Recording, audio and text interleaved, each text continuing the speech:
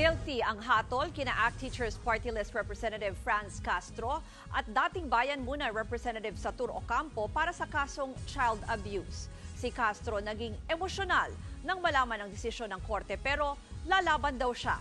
Nasa frontline ng balitang yan, si Marian Enriquez. Kami naman ay nag-rescue, sumaklolo lang sa kanila. Kami pa yung convicted at kami yung mapaparusahan. Nanindigan si ACT Teachers Party List Representative Franz Castro na wala silang ginawang masama ni dating Bayan Muna Representative Satur Ocampo. Kasunod yan ng hatol na guilty sa kanila ng Tagum City Regional Trial Court Branch 2 para sa kasong child abuse. Hindi naiwasan ni Castro ang maging emosyonal sa desisyon. As teacher, ang naging trabaho ko naman talaga ay pangalagaan yung kapakanan ng mga estudyante at syempre yung pagbibigay ng knowledge at ganitong kaso pa yung ikakaso sa akin, yung child abuse. Kaya parang masama yung loob ko sa ganitong desisyon ng judge.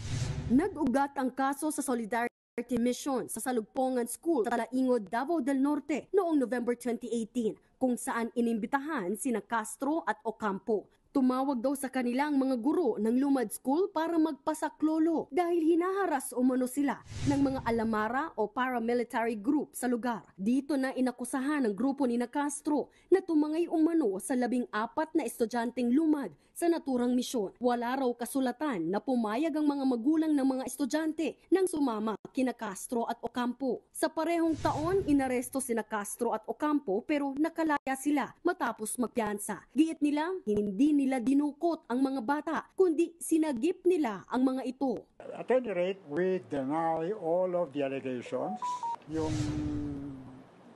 existing bail bonds namin dun sa kaso ay tinuring at tinanggap ng korte na applicable sa period ng appeal. So, hindi kami pwedeng arrestuin. Ayon sa desisyon ng korte, may sapat na ebidensyang nagpapatunay na nilagay nila sa alanganin ang kaligtasan ng mga lumad na estudyante. Paglabag daw yan sa Providing for Special Protection Against Child Abuse, Exploitation and Discrimination Act. Matatanda ang unang kasong inihain laban sa grupo ni Castro ay kidnapping at child trafficking, pero ang kasong child abuse na lang ang iniwan ng prosecutor. Maaari silang makulong ng 4 hanggang 6 na taon at pagmultahin ng hanggang 20,000 piso.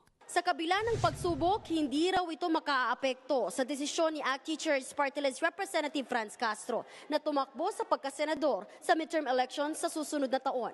Ipagpapatuloy daw niya ang pakikipaglaban para sa mga estudyante at guro na walang boses.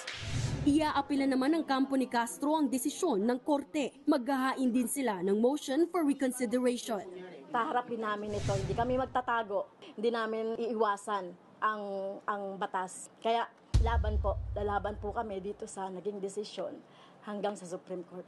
Nagbabalita mula sa Frontline, Marian Enriquez, News 4.